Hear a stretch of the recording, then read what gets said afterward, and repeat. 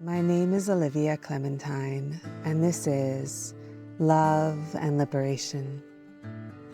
In this conversation, we sit down in Pharping, Nepal, with Josh Kinney, a Western practitioner who spent over 2 decades immersed in the living meditation traditions of Nangchen in Eastern Tibet, training under some of its most extraordinary masters, including the force of nature yogi Pema Dorje and the renowned Lhagen Pema Drimed.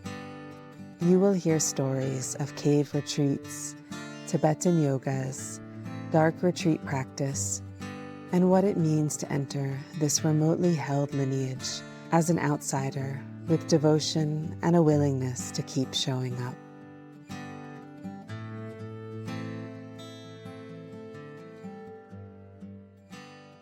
So thank you so much again for being here. I'm really glad it aligned, and we're in this wonderful temple space on the outskirts. And so I'm really looking forward to talking about your time in Nangchen, the 20 years plus maybe that you spent there. And I thought before we begin, it would be wonderful to hear what was happening at the moment you arrived in Nangchen. Were you already deeply immersed in spiritual life? Like, were you part of a tradition then? Or what was happening? Yeah. So when I arrived in Nangchen with Soknyo Rinpoche as a video guy. And so that was 2003. But I had already entered into the dharma through a study abroad program. So in college, when I was a sophomore in college, somehow got the question about who am I? And soon after that, a friend mentioned about a professor who was going to India on a study abroad to Benares. That was 1997.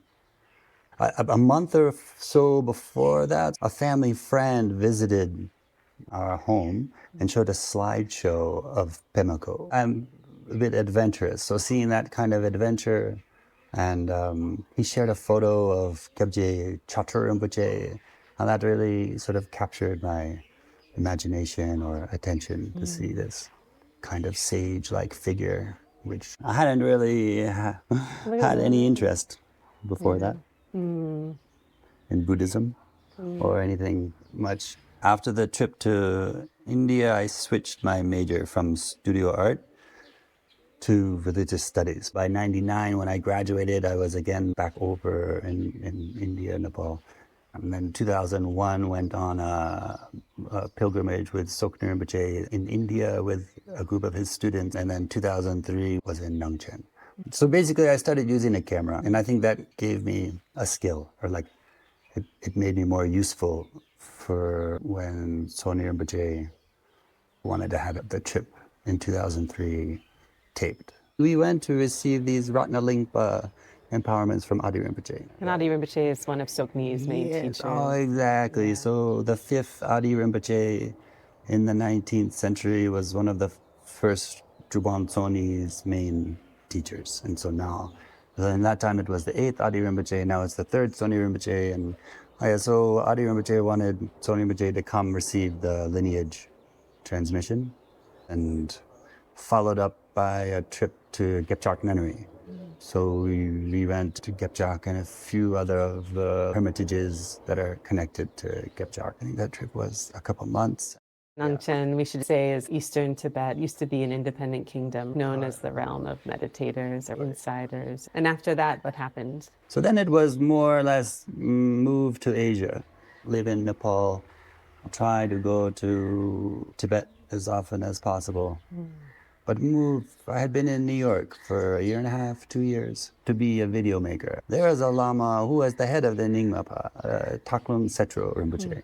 He came through New York City and gave the Lama Gongdu empowerment in 2001. And he was staying with Lama Thukten Punsuk, who was just in the same neighborhood where I was living in Brooklyn. Taklung Setro Rinpoche is just such a great master. And he was available to do divinations.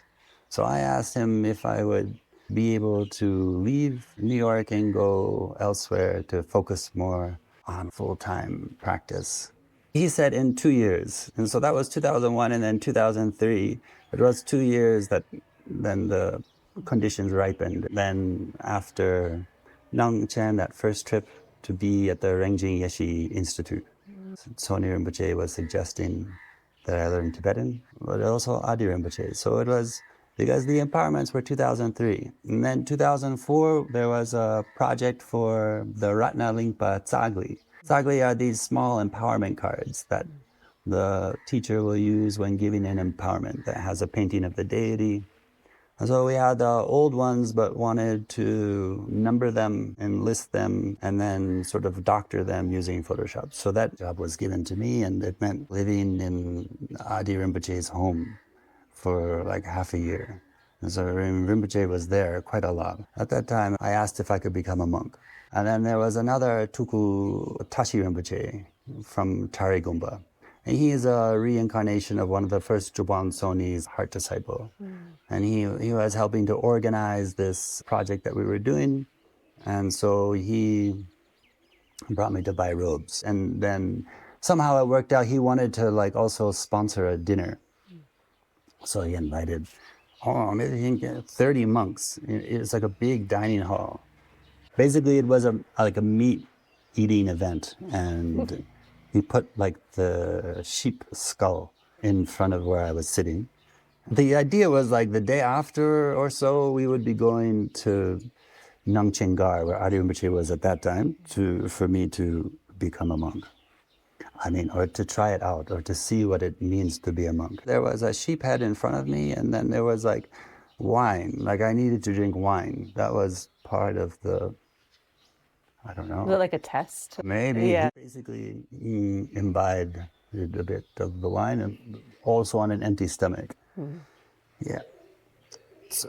In like high altitude, 4,000 meters. Yeah, like I went, he brought me back home early. Yeah. I hadn't really eaten much that night. The next day, we still were going out to the temple, so it was still like I hadn't really changed my mind. And Adeu Rinpoche's like his main, like a true core, his main yoga disciple, Koncho Laya. He shaved my head and tied the monk skirt around my waist like really tight. I went in to take refuge with Adeu Rinpoche and had a Hungarian friend, Galambos Peter, who had been living out in Nangchen for like altogether almost like 10 years he was there. And so he was translating. We didn't prepare very well, like we didn't have a katak. And so Adeu Rinpoche's attendant was scolding us like, you can't just go without a katak. But Peter is a bit informal, but anyway, we didn't. So then we prepared a katak. And Adeu Rinpoche, he gave me refuge and taught for a couple hours. It was really good. The three of us, basically with Peter translating. And then looked right close at me and said, now you are my disciple. What's your refuge name? Because I had taken refuge with Tsoni Rinpoche. So my refuge name is Kumchok Jungne. And he said, okay, you don't need a new one. That's fine. You can keep Kumchok Jungne. It has a good connection to our lineage because Landro Lotsawa Kunchok Jungni is one of 25 heart disciples of Guru Rinpoche. And then he took a rebirth as Ratna Lingpa in the 15th century. And so then like Jubon Soni, Gepchat Tsayan Jamso, they rediscovered Ratna Lingpa's text. So Rinpoche said I didn't need a new name, but I needed a new shawl. Because the shawl that we had bought was too short and it had tassels on the end. He wanted me to get a 9-foot, like very traditional shawl that you have to fold in the way to do the skirt. So that was 2004. I continued for 4 years, but then started to study more, learn from Pema Dorje. So what was it like for you being a monk? Was it beneficial for you to be focused in that way? Very good. The place in Tibet where I was traveling, like Nangchen, you would be basically in robes if you're really going to receive teaching and do retreat. It's not like that everywhere in the Buddhist world, of course, but there it's like you are really in. And so it's easier to join the monks for puja or join for a retreat and to request teachings. Because you are, as best you can or however you can, you're showing that you want to dedicate your life to this kind of practice, this kind of way. I'm really happy you brought up Yogi Pema Dorje because I would love to go through all of your main teachers that you received guidance from. So he's the old generation. They're like this kind of last generation who had trained in Tibet before the Chinese and lived to be almost 100. When did he pass away? And he passed away in like January 17, 2014. And that was basically, it's Sokni Rinpoche's kindness.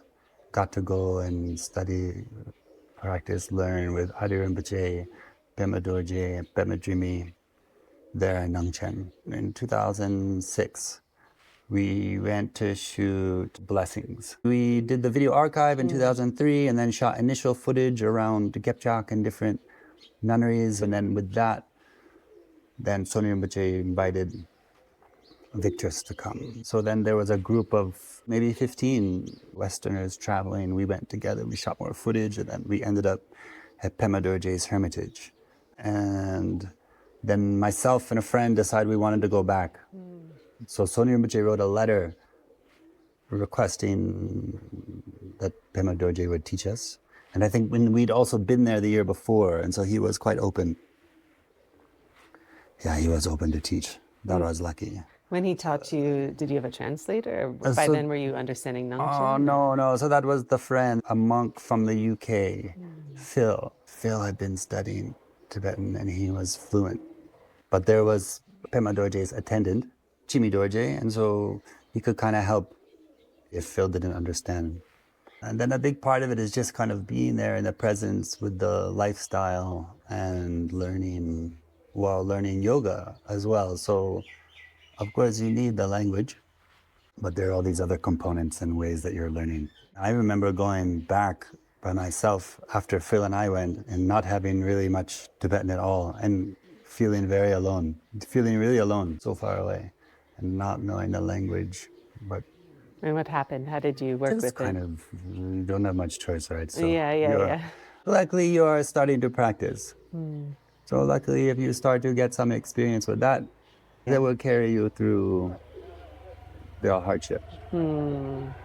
At that point, you'd been studying Sokni's lineage, essentially. So you were doing the Ratnalingpa lineage? So when he gave the ngondro reading transmission, that was for the Chudlen Teresar, like Bajie Kunzel's ngondro, which took me 3 years to finish. And then there was also Adeu Rinpoche who was giving Chukpakaju. So then I did a Chukpakaju Mahamudra ngondro up in a cave behind Adeu Rinpoche's temple in Nangchen called Lazango. I did like the prostrations and the Vajrasattva there, then... So it was a big cave. Yeah, that one is huge. That one is huge. That one is giant. And there were 6 other monks in there. So it has like a full-on shrine. It's a cave with a hut inside it. The mouth of the cave is like 30 feet high, and it goes far, a couple hundred feet back into the mountain, turns into a tunnel where there's no light, and then comes out the other end. And so that it gets like a wicked wind pulled through, and it kind of faces the northwest. So in winter, we were there in autumn, 2005 or 2006, and the sun was low in the sky, and so it would be in the afternoon from 2 to 4. Some sun would shine in. But that was the coldest cave that I stayed in. I stayed in about 10 caves, actually. I want to hear about in like 20 years. Yeah. Oh, yeah. So Nangchen has many. Yeah. Gomde Nangchen, like you said. It's the Gomde, it's the place of meditation. There are many caves, but you need a cave that has water, like, close enough, and hopefully it faces towards some sun, or maybe not so windy. There are different conditions that make the cave. So I did ngondro 3 times, and the 3rd time was for the Soni lineage. And I mean, when Pema Dorje taught us, it was also like the core Soni lineage teaching. I think we had been there the year before. Soni Rinpoche wrote the letter. He said, if it's coming from Soni Rinpoche, then I must give you whatever you ask. And it's actually, thanks to Phil, because, that was Phil's impulse or inspiration. I think he had a dream, actually. He knew what to ask for. So I was thinking we just asked for Dzogchen, but he asked for this Sangchi Jigna, Sangchi Ringa. This is like the core practice for Gyepchak Nunnery. So the secret instruction of the five Buddha family. And it's like Ratna Lingpa's. Sometimes people would call it like the Naro Chudra, like 6 yogas of Naropa, but it's, I think maybe just speaking loosely, that's kind of how one might think of it, but it's not much.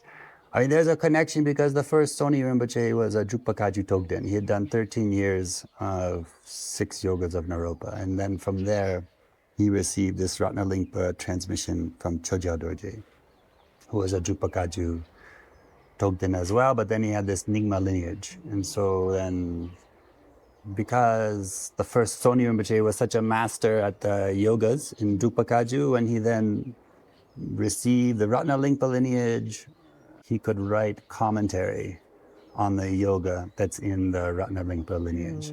He wrote a very detailed commentary on this secret instruction of the five Buddha family. And it's very interesting because then, so you have like his rediscovered treasure of Ratna Lingpa's practice, and then Gyepchak Tsayan Jamso, who is one of the heart disciples of Soni Rinpoche. He also wrote his commentary on those core practices. And then you have like Pema Chumi's father, Pema Rigzin. He's also a main Gyepchak yogi, and he wrote also from his experience, like his commentary on those practices. So it's very amazing. So these 3 really solid commentaries, yes. probably like filling in gaps and Has their own way of expressing, explaining, giving details about how to visualize. And then, but it's all built on like Chuban Soni's Drukpa Kagyu lineage. Within Drukpa Kagyu, you have so many like Ratna, or Rei Chungpa, or Rei Chungpas, or Genpas, Barawa. There are many within Drukpa Kagyu, and of course over the centuries who also mastered all of these yogas. And then the first Soni had trained in that so much, so then you can look going. Yeah, so you're right. It's those 3 masters commenting on Ratna Lingpa's, but then it's built on what the Drukpa Kagyu had evolved as well. There's a lot to study or a lot to learn different ways. It's so beautiful that you're in an environment where it's still actively being practiced. And we are like a part of that. So the more we as whoever, like whichever practitioner gets involved, the more it can maybe come out, or the more it also gets inspired and gets enlivened. You really enter into the community, and so you are feeding each other.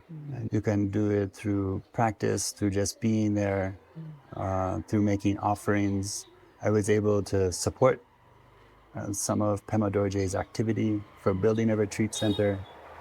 So, yes, you can get involved in many ways. It's you really entering the Sangha. So when you were with Pema Dorje, Lhagen Pema Dorje, how much time were you around him? Like, were you receiving instruction regularly, or would he share something with you and you'd go off and practice it? Or? Well, quite much, I think. I wasn't living there full time, but I would go. So like the first time was with the trip, we stayed just a day or 2 and got like a big head bunk from him. And then he's giving many blessings and aspiration prayers together with the king of Nangchen. So a small group of us, Soni Rinpoche, the king, he's Pema Dorje giving us very close blessing. Well, that's just a day or so. But then he enters into your mind and you are thinking, how might you go back and learn more? Then I went back with Phil with the letter. That time we stayed for a month. And we were up in one of the caves. Pema Dorje stayed at one hermitage for 30 years, I think. He was there a long time in the main cave. So at that time, we were just above his cave for 1 month. And he gave us this teaching, Sangchi Ringa. Then the next year, I went back and stayed in the Maratika cave. It's on the east side of that hermitage where Pema Dorje was staying. And that was like a 6-month stay. And then the 3rd time that I really went back to learn from him, then he kind of invited me to stay in his cave. And that was a 3-month retreat and quite sealed. Like that one we did in a like a strict way, accumulating the recitation for Black Hayagriva, one of Tsayan Jamso's rediscovered treasure of Ratnalinga. So for that, we did it strict. It was Pema Dorje, he lived on the first floor, and then there's this second floor, like a loft. And I stay in the loft, kind of just across from Chimi Dorje. And Chimi Dorje is the main attendant and like main student of Pema Dorje. And so then we are with each other quite much, basically eating together. And the idea was I wouldn't see anybody. So it's more staying in the cave, but then I would need to go out kind of before others had, because there's some 3 retreat nuns nearby. And so the idea was I would defecate kind of off the cliff before they were awake and then come back into the cave. So you just see him, Pema Dorje, And and Chimi Jimmy. Dorje, but then it wasn't, because this group of 6 nuns themselves were in 3 retreat, so then we end up sharing the veranda of the cave, because they were helping to cook meals, and then we started practicing the yogas together.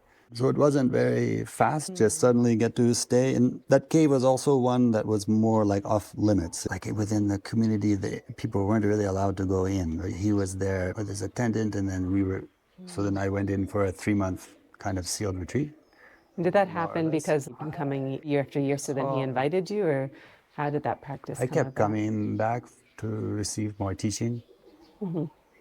That's a big part. You just keep going back. You Yeah. just keep going back, and still wasn't getting so much like obvious encouragement from him necessarily. Yeah, during that retreat, I got a bit sick, and so we sent my urine down to a doctor in the village.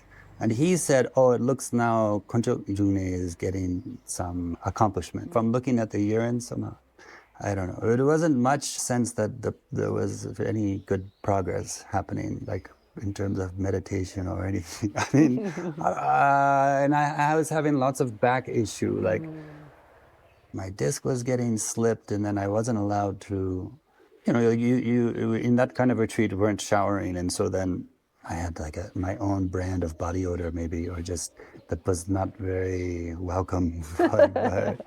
But still, it's a kind of success. It's a momentum, building a kind of momentum. So then the next time I went back, I stayed with him in his cave for 6 months. In that time, the feeling is even more familiar, because finally I was starting to do the yogas very well. How long had you been doing the yoga? Since the first time he gave them to you? Or Yes, that was like the first year you met him? it was 2005. It was the first encounter for a day or so. Then the next time went back with Phil, 2005 or 2006, for the first month. So basically, if you receive this secret instruction, the 5 Buddha family teaching, then the one of the families is this Pema Tocheng Sal. So it's basically the 5 directions, 5 Buddha families, and then each one is connected with a practice. When you do this Pema Tocheng Sal aspect, then you are learning the yoga, or Tumo Dija Bawa. You are learning the bliss and warmth of Tumo, and for that you then do the yoga. So that was starting 2005. It took some time to get going, because I also wasn't in a 3-year retreat where it was like at Gepchak, for example, they do 3-year, of course, they do all of these retreat centers for 3 years. And then especially in like Drupakaju and this Gepchak, they'll practice the yoga for the whole 3 years. Maybe some other retreat centers, it could be like for 6 months out of the 3 years. But so I wasn't doing it every day for 3 years, say.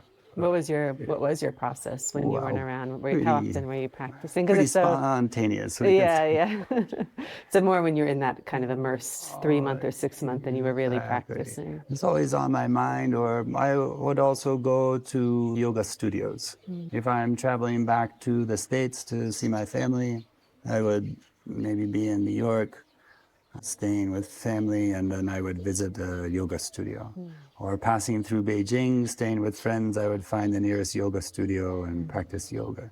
So keeping up that yoga, and also Tai Chi, because we had a very good Tai Chi teacher in Beijing. So learning this Tai Chi for posture and building in that way. But still, for me, getting this breakthrough with the Tibetan yoga, Chokor, was a big moment. Finally getting through the back issue and then able to really practice it well. So going back for that 6-month retreat felt very, very good. How many exercises does that particular cycle have? So I think we count should be 6 sets of yoga. And the first one that we practice connected to Tukjup Yani Dupa. And in the Tukjup Yani Dupa, which is Hayagriva and Pakmo, then we practice the Tukjup Chukor. So there's the ngondro, the main part, and then the first Soni put on this other one at the end. Ngondro is 12, the main part is 22, and then the end is 18. So once you get into the flow and it's working, it's 45 minutes depending. I mean, if you do it slow, it can take longer. Or when you are doing your breath hold and your tumo practice, if you hold the breath 108 times, as opposed to 7, so it's about 45 minutes to do that one. That's the main Gyepchak Chokor. Is that a practice you've kept up since? Part of my experience with it was especially in the beginning, the physical trainings were key. Physical trainings were very important, and they still are. I still like the asanas or the movements. Once you get into the training, then you can use some more simple movements. I like using the visualization. It seemed again, the commentary from Jubon Soni, Tsayan Jamso, Pema, is very detailed visualization. And I think once you get the circulation working, or once your system is open, once you have some of the training done, then you can go into this kind of state of tumo or a state of energy training more easily, using some of the visualization and simple breathing or some simple movements. For me, the visualization works nice. We also have this dark retreat practice. So I did a few of those. And in that, you have a lot of visualization, at least from Pema Rigzen. Pema Rigzen's dark retreat has a lot of visualization, detail. And so after training with that kind of work, imagination, you can open up and trigger a kind of state of like a vision or a state of tumo. And then you start to get some warmth, or you start to get a clarity or a non-thought. You get the nyam, you get the meditative experience, these temporary meditative experiences. So I think for my path, using this dark retreat plus the tumo visualization and chokor, they kind of match very well. It gets into the sort of inner landscape.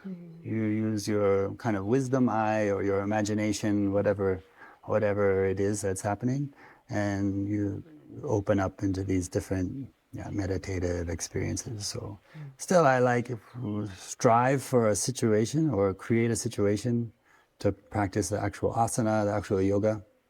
But if going around, at least can you have a meditation session of visualizing, breathing, and some basic exercise. This core practice of Gyepchak, I think that's so precious. It's quite specific, and of course has some overlap with other systems, especially 6 yogas of Naropa, but it's also its own thing.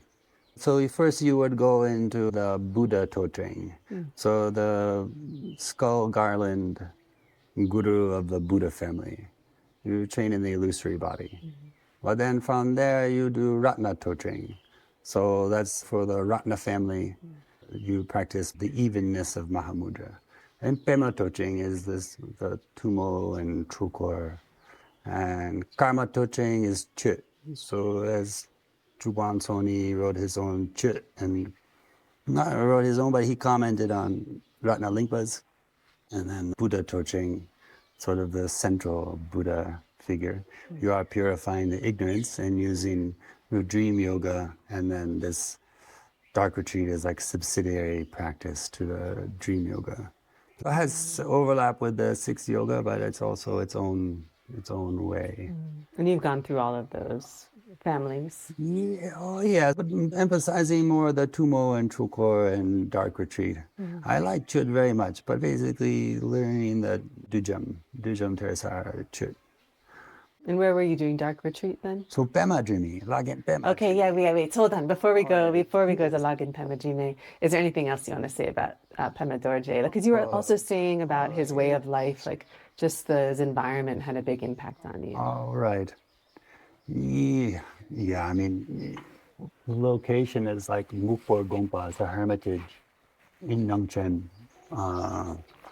maybe an hour walk from Gepchak, and shaped like a pyramid, the mountain shaped like a pyramid up above a village kind of way far down below that has a hot spring next to it. And that village has a nice, like interesting history of practitioners. But then, Pema Dorje, he himself is a force of nature, a force of nature. There's his whole life story, how he sort of got his enlightenment, how he survived through the 60s and 70s, and then kept going in the 80s, rebuilt Gepchak. Even late 70, early 80, they were then able to begin rebuilding. So one of his teachers is Naksang Tuku. He's one of the main Gepchak Tukus. Asked him to rebuild Gepchak, so he went to rebuild. He set up 3 stones. He had his water kettle. He built a fire, started to make water. Rain, he said it started to rain. He felt very depressed. But then it was like, okay, his teacher, Naksang Tuku, encouraged him to rebuild Gepchak, so it was like stone by stone. He started to build the Kanjurkan, so that's the shrine hall that holds the collected works of Buddha. And then the nuns, the Gepchak nuns, start to join him, and they rebuilt the Kanjurkan. So that's still there at Gepchak. It's nice. So one of the historic buildings at Gepchak. And at that point, he was already realized. So he got a kind of realization when he was a young man, working as a coolie, moving salt on the salt trade in Shonda. So Shonda is like Nangchen Zong, that's the main town of Nangchen. He hiked up a hill around sunset, he watched the sun going down, and he had this feeling of impermanence. So then his mind starts to change a bit. He starts to have the idea to enter the path of dharma. I mean, already he had lost his father. Comes from a big family, I think 9. And I think he's one of the older children. And so when his father passed away, then he felt like responsibility to take care. And so he went into this salt trade. Then his mind started to turn. So it's a kind of enlightenment. It's a kind of realization about impermanence. So the local Lama, Kaje Tuku is a Jupa Kaju Lama who was living in a chuba with a wife, and we had a small temple near to this one, the hermitage where Pema Dorje ended up. And that Lama was saying, you can become a Buddhist, but you need to take refuge with Lama Ugung. Lama Ugung was a crazy wisdom master. I think maybe Pema Dorje, Drupchen Pema Dorje, Mahasiddha Pema Dorje, I think he had maybe not a difficult personality, but strong, like a strong personality. He liked to hunt. He had his gear, whatever, like a rifle, sword of some kind. I think some traps maybe, I'm not quite sure, but he liked to hunt, and he didn't really quite want to give up the hunting. So even his mother would scold him about the hunting, and his lama, this Gaji Tuku, tell him not to hunt, but still he would go up on the mountain and kind of quietly hunt and then cook himself the meat and eat it, and tried to give it up, I think, and eventually, actually he always eating meat, but he gave up hunting. So then this Gaji Tuku was saying, you need to see Lama if you want to become Buddhist, because Lama Ugun is also like a tough Drupa Kaju, crazy wisdom master. He's a student of Bugun Yeshi Jamso. Bugun Yeshi Jamso is also, so they are this some kind of tough lineage of like Mahasiddha lineage or something. But before that, then there was a Lama Ngor Kempo visiting from Lhasa. And Ngor Kempo is a big master for like more sakya. And he would come to this Jamar Mani. Jamar Mani is a place in Nangchen. It's a couple hour walk from Gepchak, where Wenjing Ngondro, princess of the Tang Dynasty princess, I think she's the one who brought the jewel statue to Lhasa, in fact, from India to China to jewel. She is one of the queens of Dzongzing Gampo.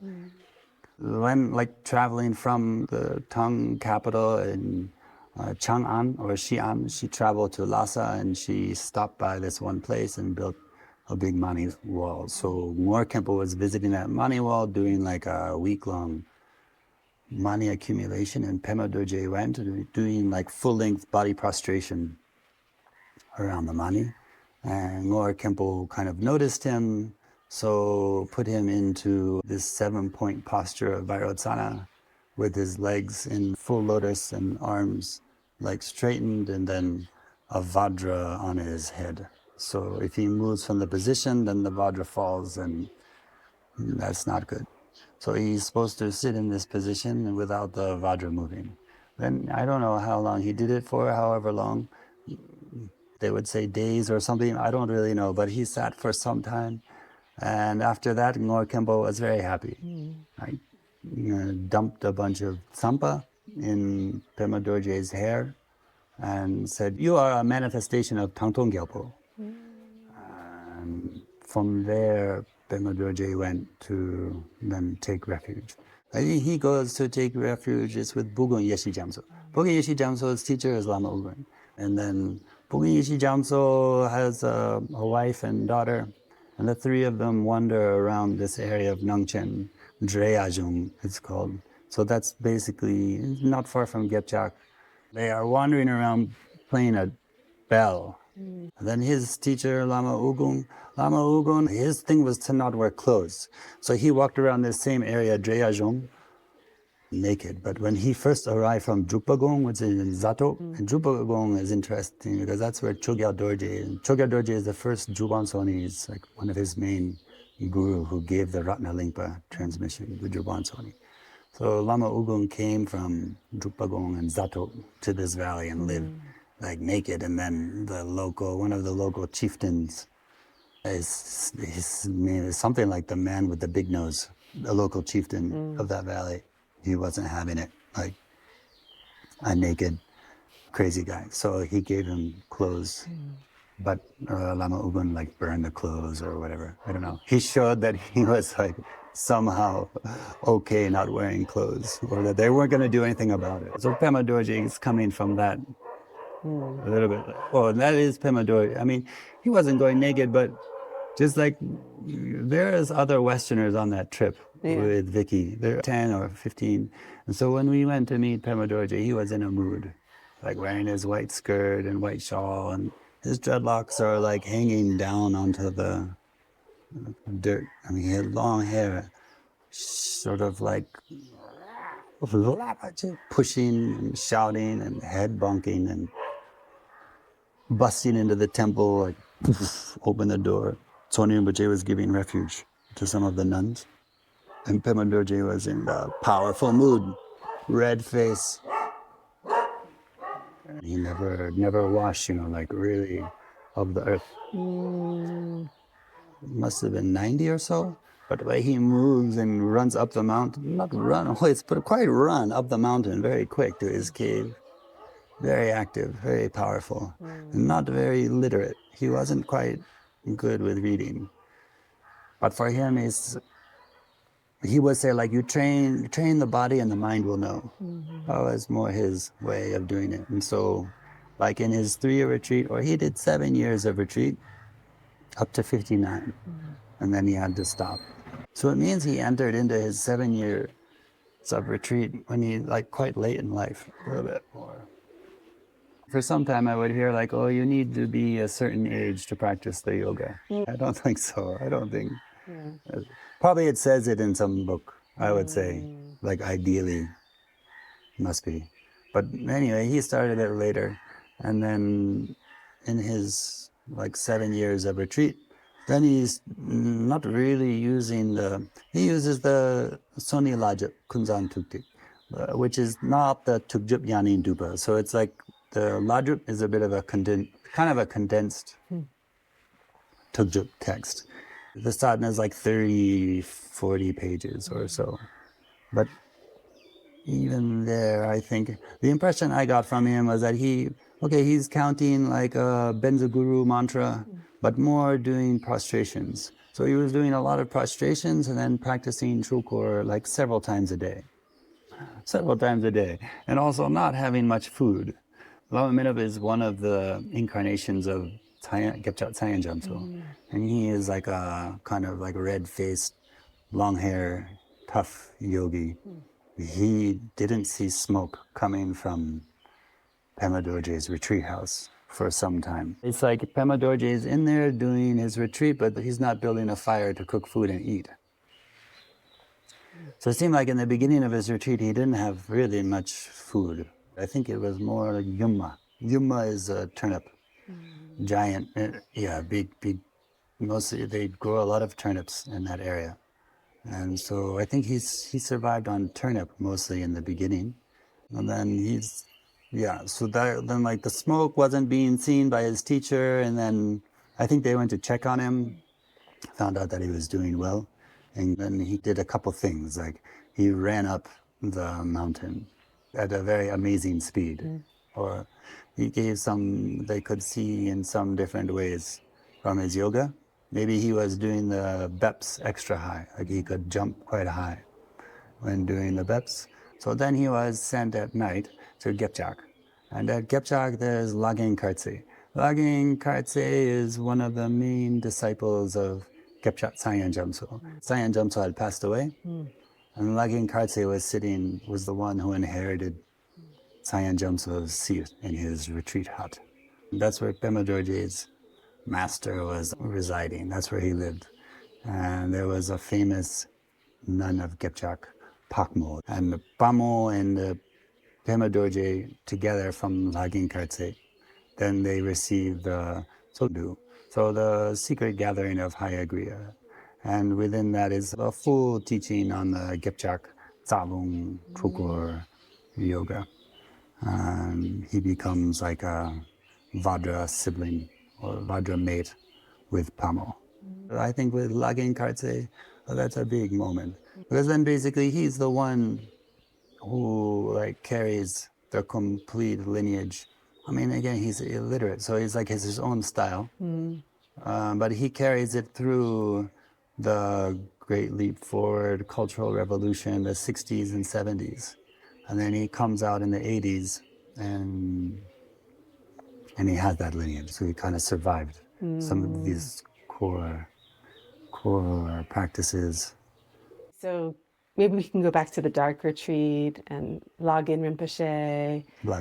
And hear about him and because he's also very famous in Nangchen and didn't pass away that long ago either. Oh, exactly. So. Oh, yes. What was your experience with him and even just who he is, of course? Right. Yeah. Well, it's Lhagen Pema Drimed, he, like you said, passed away not so long ago. But when was it though, exactly? 2018? 18. Yeah. Oh, yes. 2018. And so he's a little bit younger than Pema Dorje. And his father, Jarom Pema Rigzin. Pema Rigzin was a little bit older than Pema Dorje. But Pema Rigzin and Pema Dorje spent time together in retreat center at Raya Gompa. Gepchak has the nunnery and then it has the monastery, Raya Gompa. Because the first Soni Rinpoche split the yogis and the nuns. So then Pema Dorje would say that Pema Rigzin used to play the bamboo flute that he got in Pemako on one of his trips to Pemako at night in the retreat center. Pema Rigzin would play the flute. And Lhagen Pema Drimed told us some nice little moments he had with his father. One time when his father was quite elderly, it wasn't long before his father passed away. They were walking in the wintertime. The father slipped on some ice, and Lhagen Pema Drimed is like trying to help him up. And Pema Rigzin said very directly that he needs to stay strong like through the future, and he's gonna have a big role to play in helping the lineage. So then he helped a lot. so much help to rebuild Gepchak lineage in the 80s and 90s, 2000s. His father was his first teacher. And then he went to Shechen Gompa. It should be late 70s, early 80s. He went to Shechen Gompa and received the Yishi Lama from Lama Genpo. And then was teaching Yishi Lama when I started going to learn from him, like in the 2000s. So 2003, we met him, and then going back 2005, 6, basically going every year. He was teaching Yishi Lama every year and continued doing that right up like 2017. He had a group of nuns and the yogis living just behind Gepchak Nunnery. There is this Chajik is the name of the hermitage, and that has several caves. And one cave where Gepchak Sayan Jamso would stay. And then another place even down lower by the river called Tabrika. In recent years, no, we are not really allowed to go because the bears now come. And so it's a bit too dangerous, or they sort of ask us not to go there. But it used to be that Sayan Jamso would go to Tabrika. It's a kind of just like an open grassy area far from everything else, and spend time down there practicing. So then Pema Drimed was based at that spot and did a 6-year retreat in Sayan Jamso's cave. But he was wandering around to many other caves as well. And I have his biography in Tibetan. It's quite long too. It's very nice. It's describing the different places where he went to practice. But I haven't read it so closely. So basically just starting to translate it. So I don't know so many stories from his actual training, or like how he practiced, except that he would say, he's not a significant Lama, just did like these 6 years of retreat, and otherwise he's kind of just around. But he has a very, very nice wife. The wife is still alive. Jungar Tsenso. Is she also based in Nangchen still, or? Yeah, she's there up at the hermitage. She's a relative of Gar Dorje. Gar Dorje would be very close, like Vajra brother of Garchen Rinpoche, from the same temple. And she is up there helping. I mean, she's just, like amazing presence, and she's the chief, and she's the head. But it's the two of them, they are like raising the community together. At a certain point, Lhagen Pema Drimed was thinking, so he helped to rebuild Dechenling. And Dechenling is very significant for Chudlen and Tuku Urgyen Rinpoche followers, because his father, Tuku Urgyen Rinpoche's father, is there. I mean, his Kudung Chotin. Cremated or however, and then his relics or ashes, I don't know exactly, but that's where his stupa. And Lhagen Pema Drimed built like a full temple there. And even as late as 2015, he went to Dechenling, gave all the Ratna Lingpa empowerment, all the Gepchak Sayan Jamso empowerment. So strong connection with Dechenling. And then he starts to also build a Shedra and a monks retreat center, and then another nunnery, like all within the immediate area. So then Lama Genpal found out. And Lama Genpal said, this is not what I had in mind for you. You were supposed to just stay in one place. So he stopped building. I brought in some support. And so we did that one retreat center. We did 2 3-year retreat centers. Pema Drimed, Pema Dorje, Lama Kontrot Jamsi, Chimi Dorje, myself, we built a 3-year retreat center for women and 1 for men. But other than that, then Pema Drimed was just staying. Except once he's invited to Yachen. Yachen is far, it's in Sichuan. That's like there's Larongar, like Khenpo Jimi Punsoks, and then Lama Achus. Lama Achus it's like that general direction. And so this Tukunamke Ningpo, or Asang Khenpo, he goes by like these 2 names. He's inviting a lot of masters to come to Yachen and give their transmission, like from Nyingma. So he invited Pema Drimed all the way from Nangchen. It's a few days' drive for an elderly man. It's a bit far away. So he went and gave 20 or 30 Khenpos, Tukus, the complete transmission of Gepchak Sayan Jamso. That was sort of the one time that he went. elsewhere. And what was your experience with him? Like, what He- was he like as a person, and what was he teaching you? A bit tough. Oh yes, a bit tough. I mean, living like at that spot where he was living, and really not very flexible, I guess, in his beliefs. I did several retreats under his guidance. So when he then does put you in retreat, I would take it very seriously, because he put a lot of people in retreat, and people were really staying for long periods of time. And then he himself was also just there, so What retreats did he put you in? it's such a blessing. I mean, not so many, but so there was the Black Hayagriva 3-month retreat. I did it at Pema Dorje's, but we got teachings from Pema Trimi for it. I went for the 1-month Yeshe Lama.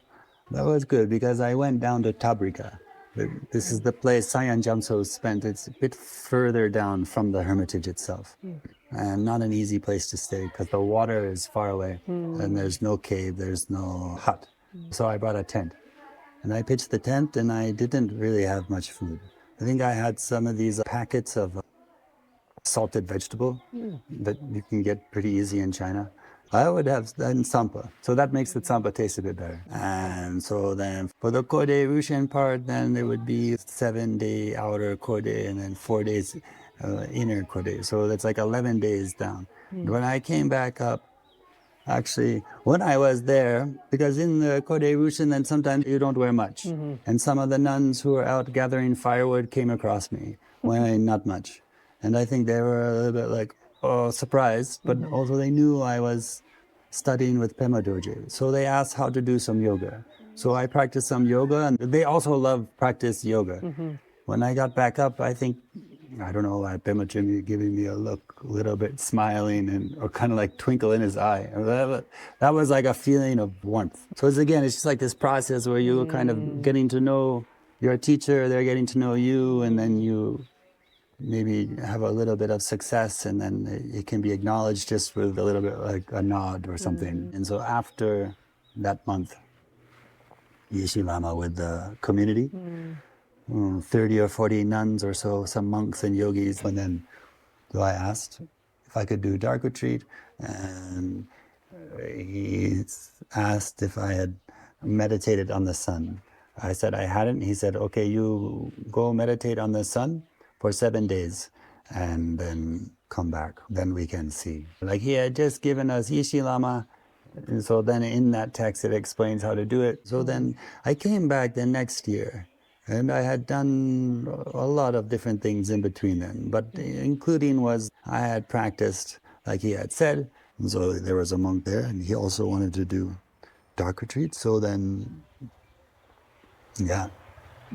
without saying much, Lhagen sealed the retreat for us, and we were in there.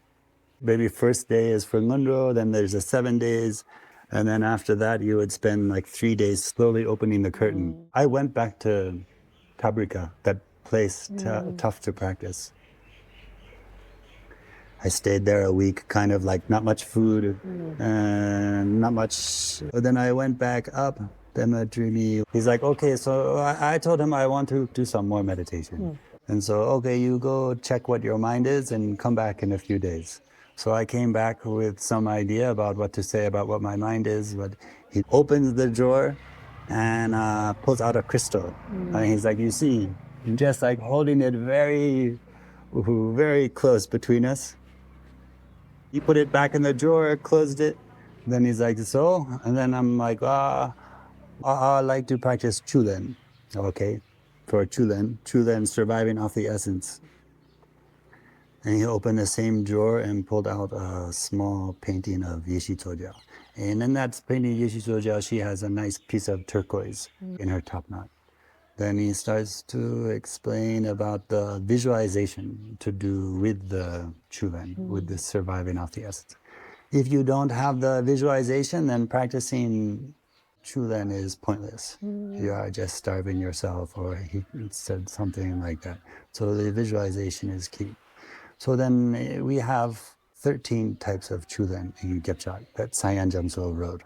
And so then the first one would be this grain Chudlen. Kachin Amgyal is a great yogi. He's always with Pema Trimi. Like, There are some other very great students of Pema Drimed who would be there a lot with him, but then might also go elsewhere to practice and learn.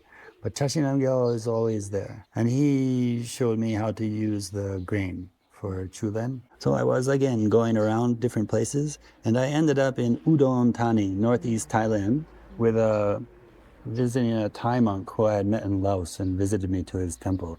So I spent a few weeks. We go out barefoot begging in the morning, and then we went on a tudong. Tudong is a classic, like Tamayut, Theravadan, 1 week forest retreat where you don't eat, like under a tree or a cave or something. So they have their caves. And so I did my grain chulin at that place. But by that time I didn't use chulin. Grain. I went to the Amchi Tsering, is a student of Adeu Rinpoche who lives in Dolu. He had chulin pills. So I was taking his chulin pills for like 9 days. Then I went back to see Pema Drimed, and again, he's sort of, this time he was laughing a little bit better mood, but saying it doesn't matter. Like his father, Jaron Pema Dorje, lived off of turnip seeds. I can't, 7 or 9 years. It's important to get the kind of meditative experience, realization, to transform a better person, get more enlightened. Yeah. I think it's all important. It's just when sometimes if you're talking with people like them who have so much experience, yeah, we are really like baby. We are really just playing around. But so it got better and better, because then I did a 1 month dark retreat on my own. And that was that one really turned it up a bit.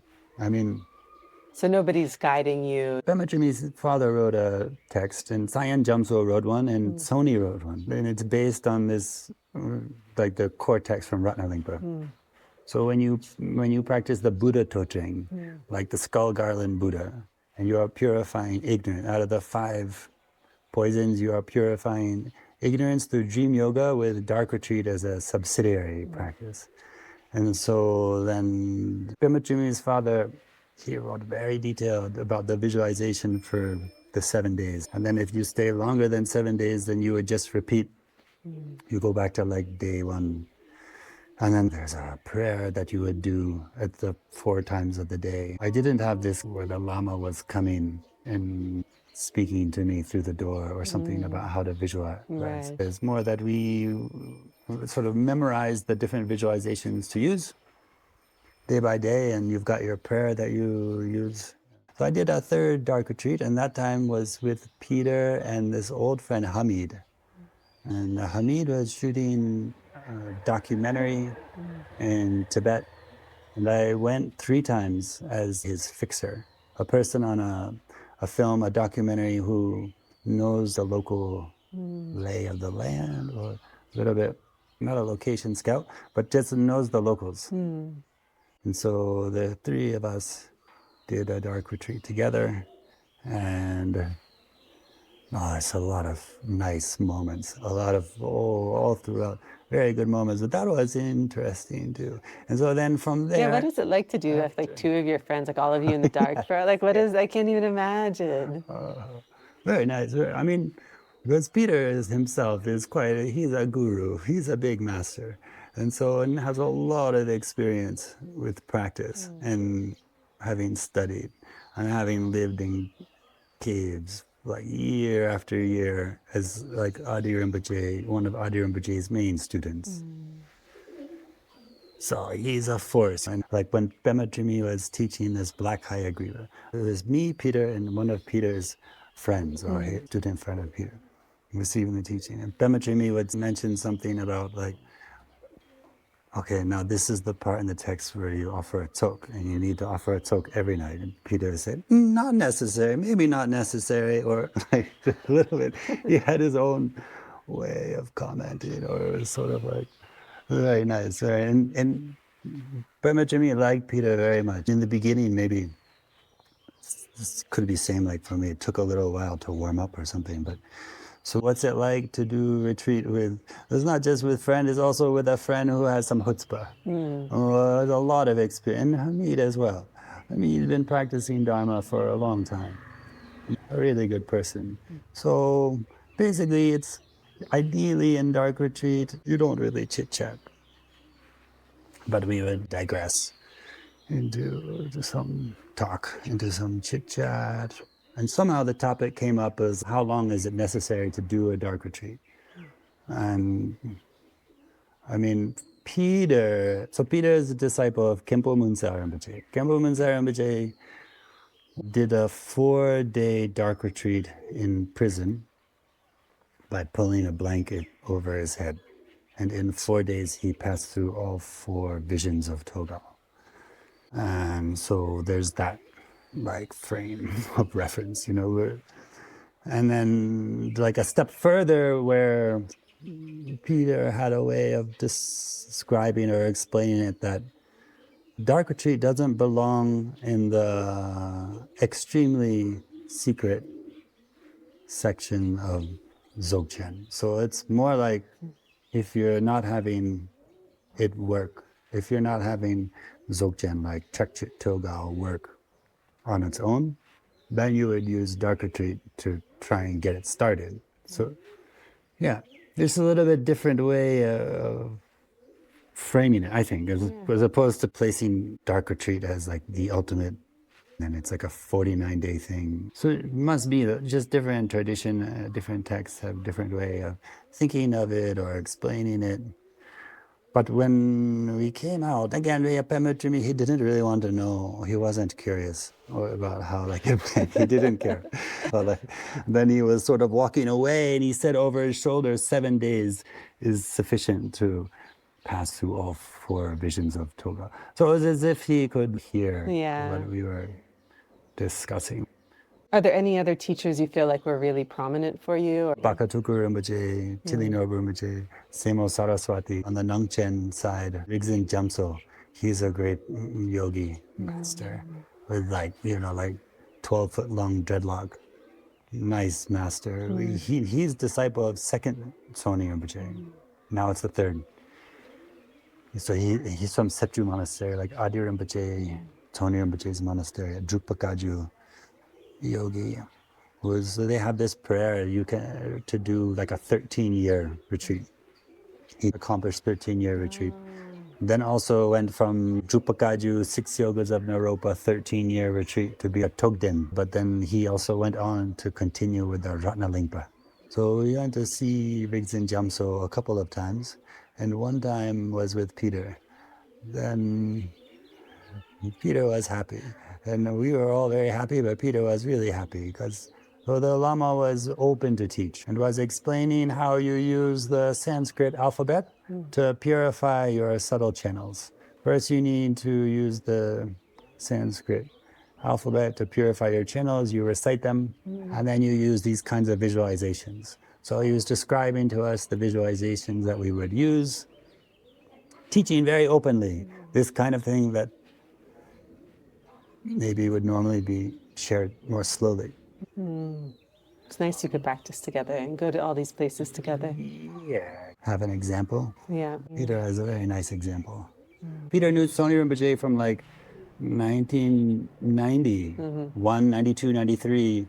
Peter walked from Golok to Nangchen because Khenpo Munsel told him to go meet Chudrik Chukchok is the name of Adeu Rinpoche. I think it took a couple months.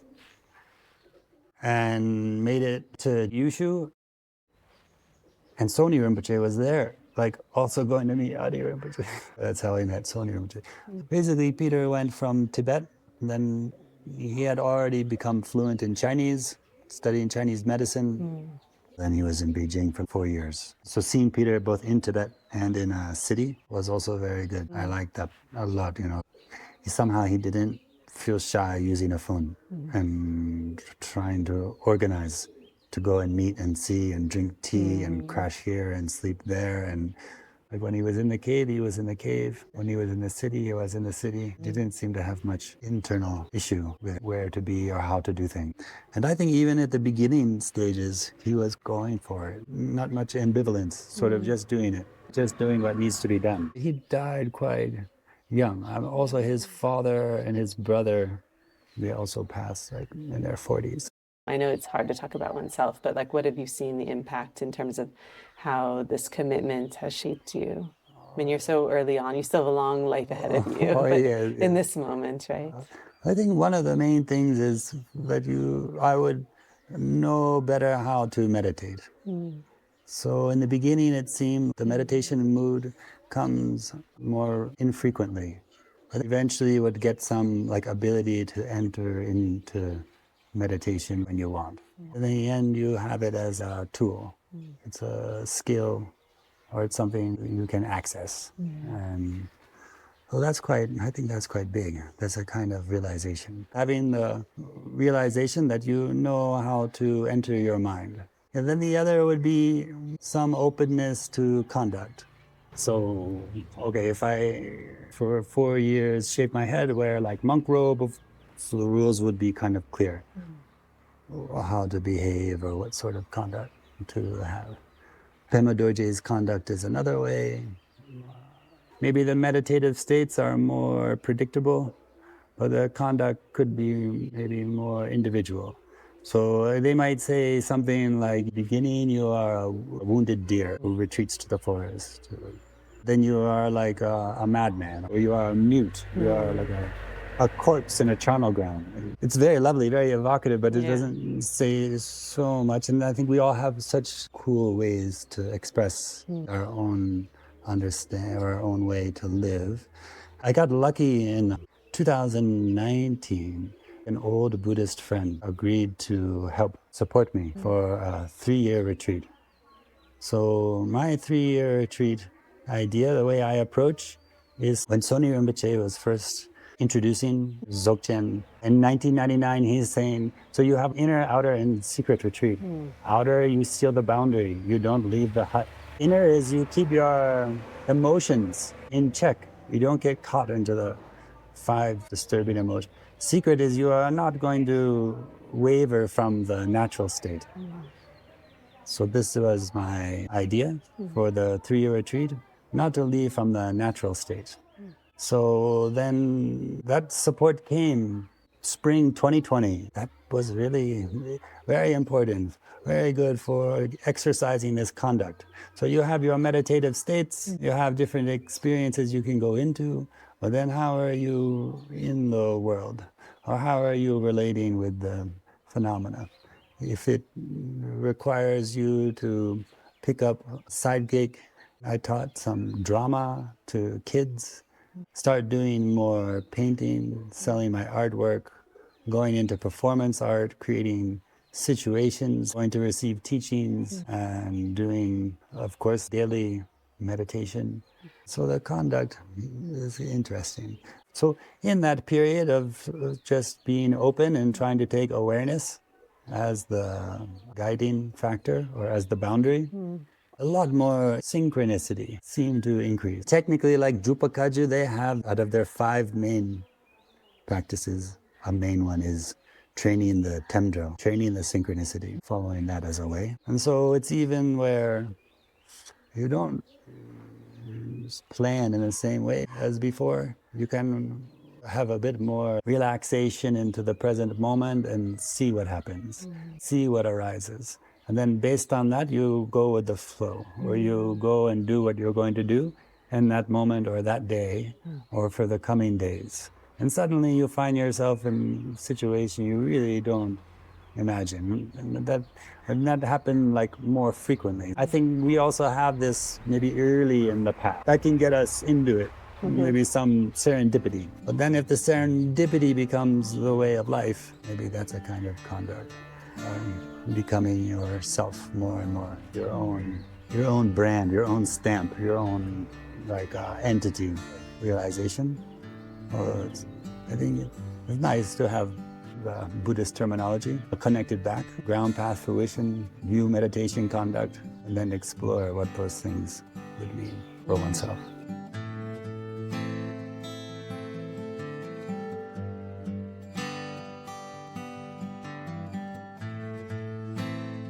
Thank you for listening. If you enjoyed this conversation, I have 2 recommendations for further engagement. Firstly, If you would like to support the building of a dark retreat hermitage for the women at Gepchak Nunnery in Eastern Tibet, Josh is gathering funds to allow this vision to manifest. If you're inspired to contribute or would like further details, please see the show notes. Secondly, if you would like more background on the Gepchak yoginis, what makes them unique, and the history of the Gepchak lineages, there is a 3-part series with Elizabeth McDougall on this that will also be linked in the episode show notes as well.